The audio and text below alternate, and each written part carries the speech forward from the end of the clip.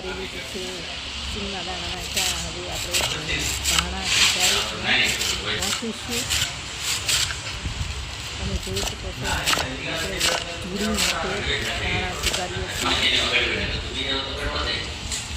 આ પાલક પણ આપણે એ રીતે જ સુધારીએ છીએ. એ દાંડલા હોતી લેવાની છે, દાંડલા કાઢી નાખવાના નથી. આખી સરસ મજાની ધોઈ અને સમારી લેવાની છે. આ રીતે જોઈ શકો છો. પાલક અને ધાણાના ઢગલા કરી અને આપણે બધું મિક્સ કરી લેવાનું છે. પછી આપણે એને ગ્રાઇન્ડ કરી અને એનું જ્યુસ બનાવવાનું છે. તો આ રીતે દાણા અને પાલક કોથમીર નાખીને આપણે જ્યુસ કાઢી